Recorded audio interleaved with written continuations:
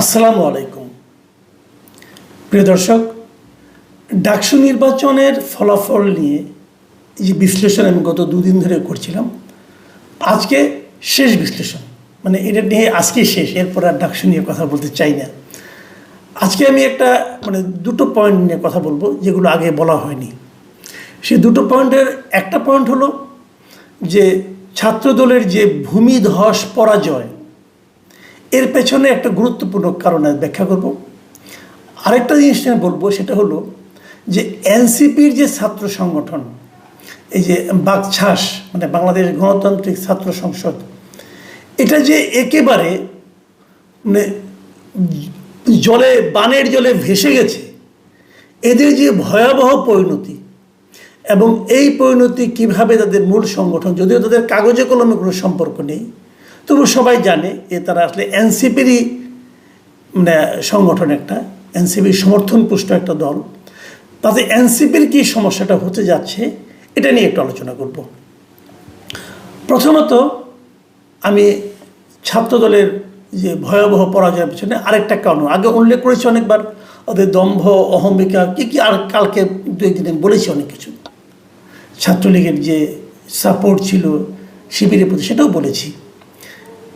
আজকে আরেকটা কারণ বলি, সেই কারণটা আপনারা একটু ভেবে দেখবেন। এই কারণটা হলো, দেখুন বিশ্ববিদ্যালয়ে, বিশেষ করে ঢাকা বিশ্ববিদ্যালয়ে সবচেয়ে বড় সমস্যাটা আওয়ামী লীগ আমলে কী ছিল?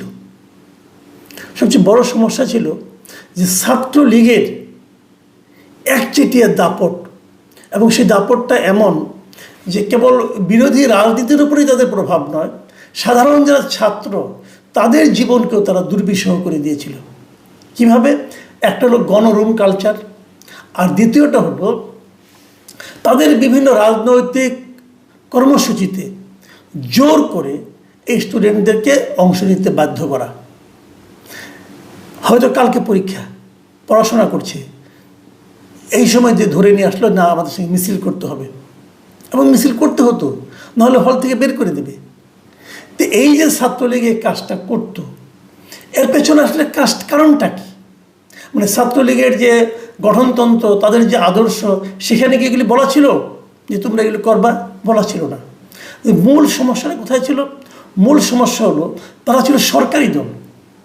তার মানে সরকারি দল হওয়ার কারণে প্রশাসন অথবা সরকার অথবা আইন শৃঙ্খলা রক্ষাকারী বাহিনী যারা আছে, সবাই তাদের কথা শুনতো।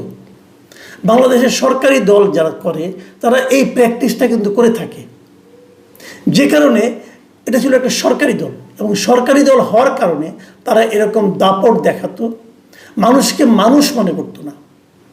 এই যে সরকারি দল, এই সরকারি দল, এই দুটো শব্দ, এটাকেই ঢাকা বিশ্ববিদ্যালয়ের ছাত্রছাত্রীরা ভয় পেয়েছে। তারা মনে করেছে এখন যেভাবে নির্বাচন হবে ফেব্রুয়ারিতে, কিন্তু এরই মধ্যে আপনি দেখবেন জাতীয় পর্যায়ে বিএনপির নেতা নেত্রীরা যেভাবে নিজেদের বাহাদুরি করে থাকে, কথাবার্তা, তাদের যে বডি ল্যাঙ্গুয়েজ, এটা মনে হয় যে ফেব্রুয়ারিতে পর্যন্ত আসা পর্যন্ত দেরি, তারপরেই তো তারা ক্ষমতায় চলে আসতেছে। এই যে তাদের অতি আত্মবিশ্বাসী আচরণ এবং প্রকাশ, এটা দেখে সবাই ভেবেও নিয়েছে যে হ্যাঁ, তাহলে তো বিএনপি ক্ষমতা আসছে। এখন যদি বিএনপি ক্ষমতায় এসে যায়, তাহলে ছাত্রদল কী হবে? সরকারি ছাত্র সংগঠন হবে, মানে সরকারের আশীর্বাদ পুষ্ট ছাত্র সংগঠন। এখন সরকারের আশীর্বাদ পুষ্ট ছাত্র সংগঠন যদি ঢাকা বিশ্ববিদ্যালয়ের ছাত্র সংসদে থাকে, তাহলে ফেব্রুয়ারির পর থেকে তাদের আচরণটা কী হবে? এটা নিয়ে সাধারণ শিক্ষার্থীদের মধ্যে এক ধরনের আতঙ্ক কাজ করেছে বলে আমার ধারণা। তারা ভেবেছে যে যদি ছাত্র সংসদেও সেই সরকারি দলে আবার আসে, যে সরকারি হোক, এটা আগে ছিল আওয়ামী লীগ সরকার, এবার বিএনপি সরকার, তারাই আবার আসে, তাহলে বোধহয় আমাদেরকে আবার সেই গণরুম কালচারের মধ্যে ঢুকতে হবে, আবার সেই আমাদের উপর তারা প্রভাব বিস্তার করবে, এবং সেই একই জিনিস আমাদেরকে কষ্টকর জীবনযাপনে বাধ্য করবে। এটা একটা কারণ বলে আমি মনে করি। আর দ্বিতীয় যে ইস্যুটা নিয়ে আমি কথা বলতে চাই, সেটা হলো এই নির্বাচনে, দেখুন ডাকসু নির্বাচনের প্রথম দাবিটা আসলে কারা করেছিল বলেন তো? প্রথম দাবিটা করেছিল এই যে আজকে যারা এনসিপি করেন, এই বৈষম্যবিরোধী ছাত্র আন্দোলন, তারাই কিন্তু শুরু থেকেই বলেছিল যে ডাকসু নির্বাচনটা দেওয়া হোক।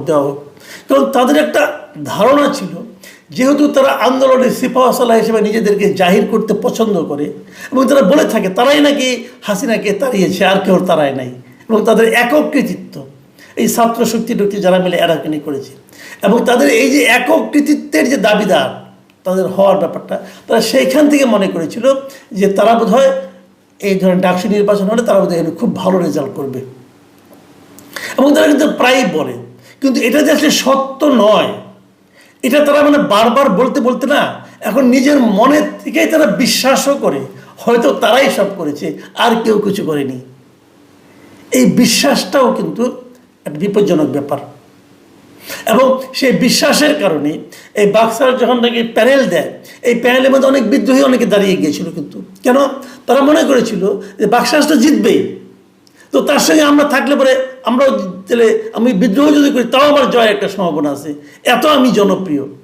কিন্তু তারা ভুলে গিয়েছিল, তারা বুঝতেও পারে নাই যে এই এনসিপি গঠন করার পর এই বৈষম্য বিরোধী ছাত্র আন্দোলনে যারা মাথায় ছিল, তারা যখন এনসিপি নামক মানে জাতীয় নাগরিক পার্টি নামক একটা পার্টি গঠন করলো, গঠন করার পর এবং তার আগে গঠনের আগেও বৈষম্যবিরোধী ছাত্র আন্দোলন, সমন্বয়ক, এই সমস্ত শব্দ ব্যবহার করে তারা যে সমস্ত কর্মকাণ্ড করেছে, তারা যে সমস্ত দাপট দেখিয়েছে প্রশাসনে এবং বেসরকারি প্রশাসনে সব জায়গায়, তারা যে সমস্ত তদবিরের সঙ্গে জড়িয়ে পড়েছিল বলে অভিযোগ আমরা শুনতে পেয়েছি, সেগুলি কিন্তু বিবর্ধিত হতে হতে লোক বেড়ে যায়। বিবর্ধিত হতে হতে এই ঢাকা ইউনিভার্সিটির স্টুডেন্টদের কান পর্যন্ত পৌঁছেছে, এবং সেইটা তাদেরকে কোনো বাড়তি মাইলেজ দেয়নি, বরং তাদের প্রতি মানুষের এক ধরনের বিতৃষ্ণা তৈরি করেছে। সেই বিতৃষ্ণার মাত্রাটা কোন পর্যায়ের সেটা এই ডাকসু নির্বাচনে আরও একবার প্রমাণ হলো। কেমন হয়েছে তাদের রেজাল্ট, আমি খালি একটা কথা আপনাদেরকে বলি। তারা, আপনি যদি সবগুলো রেজাল্ট দেখেন, আমি আপনাদের কয়েকটা বরং রেজাল্টই দেখাই, তাহলে আপনারা বুঝতে পারবেন। দেখুন, সহসভাপতি মানে ভিপি পদে ছাত্র শিবিরের সাদিক কায়েম পেয়েছেন 14,042 ভোট, আর জাতীয়তাবাদী ছাত্র দলের প্যানেল থেকে আবিদুল ইসলাম খান পেয়েছেন 5,708 ভোট। স্বতন্ত্র প্রার্থী শামীম হোসেন তিনি পেয়েছেন 3,883 ভোট। আবার আরও একজন স্বতন্ত্র প্রার্থী উমামা ফাতেমা তিনি পেয়েছেন 3,389 ভোট। আর পঞ্চম স্থান অধিকার করেছেন এই বাকশাসের যিনি নেতা, যিনি ভিপি ক্যান্ডিডেট ছিলেন আব্দুল কাদের, তিনি পেয়েছেন 1,103 ভোট। দেখুন, আব্দুল কাদের কিন্তু বৈষম্য বিরোধী আন্দোলনের বড় নেতা ছিলেন এবং হাসিনা বিরোধী আন্দোলনে উনি বড় নেতা ছিলেন। এই বড় নেতার একই পরিণতি। আবার আমরা যদি ইটা ধরি, আপনার সাধারণ সম্পাদকের পদটা ধরি, জিএর যেটা, সেখানে দেখুন ফরহাদ যিনি পাশ করেছেন শিবিরের, তিনি পেয়েছেন 10,794 ভোট। বিএনপির মানে ছাত্রদলের তানভীর পেয়েছেন, তানভীর বাড়ি হামিম পেয়েছেন 5,283 ভোট।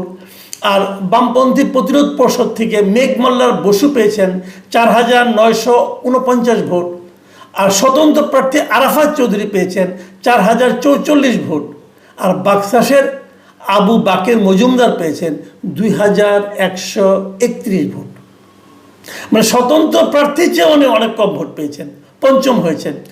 আর আপনার পদে এই মানে এজিএস পদে এই শিবিরের মহিউদ্দিন খান পেয়েছেন 11,772 ভোট।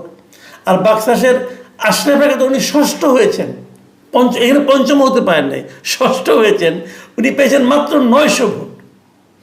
তো এই যে ভয়ঙ্কর অবস্থা এদের, এই ভয়ঙ্কর অবস্থার পেছনে কারণটা কি? কারণটা যেটা বললাম, যে তাদের এই যে ঔদ্ধত্য, তাদের যে কথাবার্তা, তাদের যে ক্ষমতার সঙ্গে ঘনিষ্ঠতা, এটা সাধারণ স্টুডেন্টরা ভালোভাবে নেয়নি।